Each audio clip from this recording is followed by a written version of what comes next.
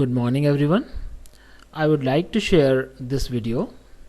Topic of the video is microsporogenesis and development of male gametophyte. Actually this video is in support of our online classes. So please watch this and clear your all concept of this topic. Actually, the process of formation of haploid microspores from diploid microspore mother cells through meiosis is called as microsporogenesis. Microspores further grow and differentiate into pollen grains, and several thousand pollen grains are developed in each microsporangium. The arrangement of 4 pollen grains or pollen grain tetrads can be tetrahedral, mostly present in dicots, or isobilateral, present in monocots, linear, T-shape, or decussate. As you can see in this diagram, microsporocyte or microspore mother cell undergo in meiosis, and after meiosis first and second, 4 haploid microspores will form by this process. In mature anthers, the wall of microspore mother cell degenerates and the microspore separate and develop into pollen grains. But in some cases, microspores do not separate but remain united in tetrad and called as compound pollen grains, for example tripha.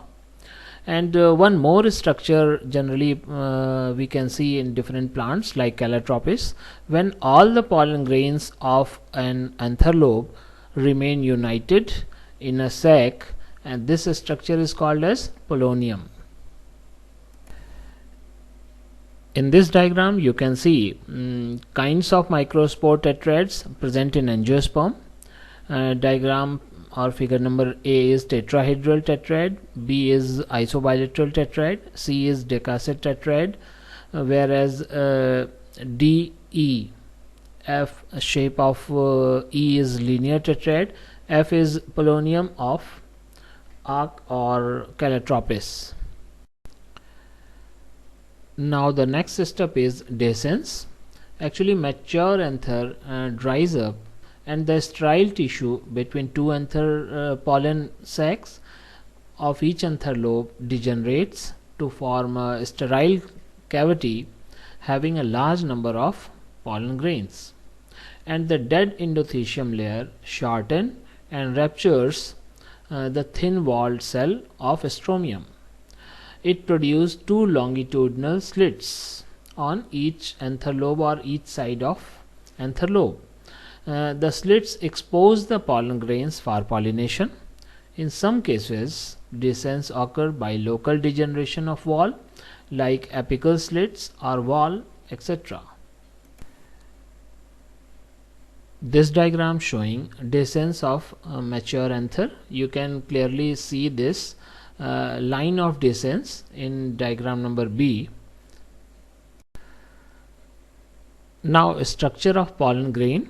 Actually pollen grain is generally rounded in outline but can be oval or pyramidal, and size varies from 25 to 50 micrometer.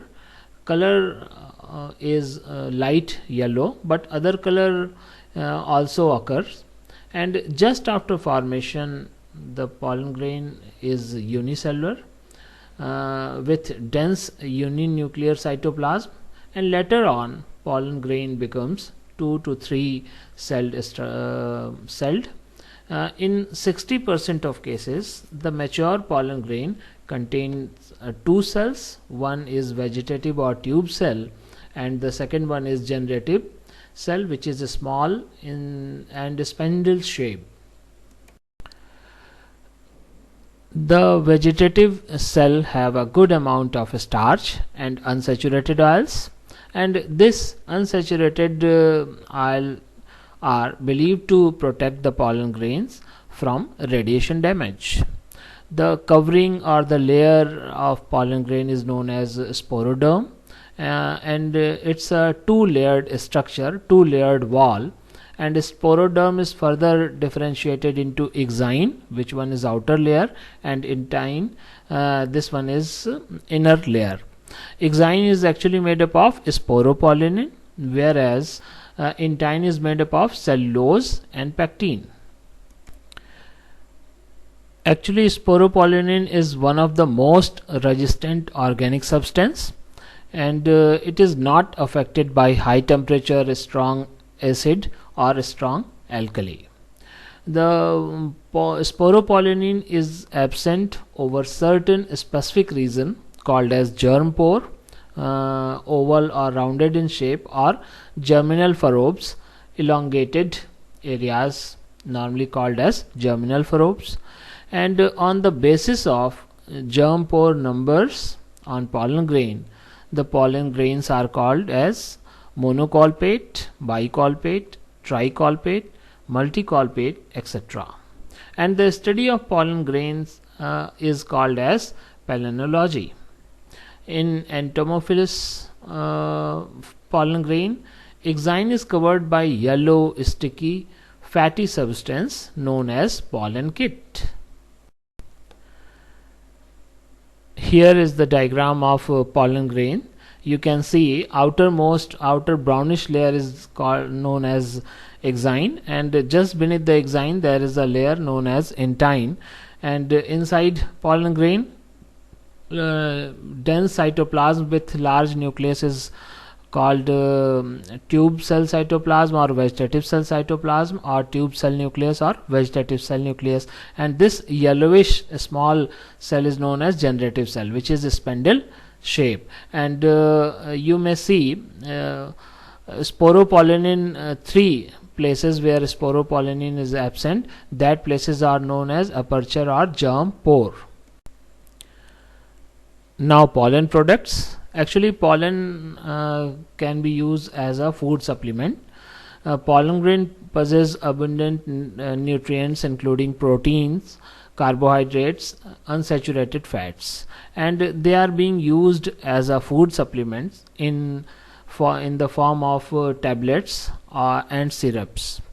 And due to presence of unsaturated fat, pollen grain possess unsaturated fat, and because of this the pollen grains are used in cream or other cosmetics.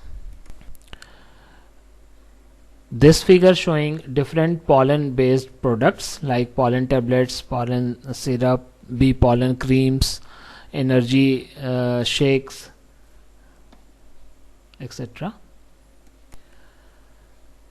Now pollen allergy. Actually, pollen grains of some plants can cause severe allergy or respiratory disorders. It is seasonal in nature and also called hay fever. The common respiratory disorders are asthma, bronchitis, and rhinitis. And plants responsible for pollen allergy are parthenium, carrot grass, amaranthus, chenopodium, castor grass, etc. Now the development of male gametophyte. Actually, pollen grains are known as male gametophyte because it bears male gametes. So development of pollen grain occur in two steps: pre-pollination development and post-pollination development. In pre-pollination development, actually newly formed or newly differentiated pollen grain contains a nucleus, central nucleus with dense cytoplasm. The pollen grain grow in size and protoplasm undergo mitosis. Now two unequal cells, protoplasm divide into two unequal cells, one large tube or vegetative cell and second one is a small generative cells. And in over 60% of flowering plants, the pollen grains are shared in two celled stages, whereas in nearly 40% others, the generative cells divide further into two male gametes. In such cases, pollen grains are shared in three celled stage, one tube cell and two male gametes. In this figure you can see germination of pollen grain and formation of male gametophyte in an angiosperm. Now the post pollination development. In case of compatible pollen, the tube cell absorb water and nutrients from stigma through germ pores or germinal furrows and come out as a pollen tube. So pollen tube is covered by only thin intine, and it secretes pectinase and other hydrolytic enzymes for making its passage through the style. And the fully mature male gametophyte consists of 3 cells, 2 male gametes and a tube cell or vegetative cell, forming a long pollen tube. So dear students, in this video you can see a complete developmental journey of microspores, how a microspore turn into a fully developed female gametophyte. In our next video we'll discuss pistil and megasporogenesis. So goodbye, keep watching.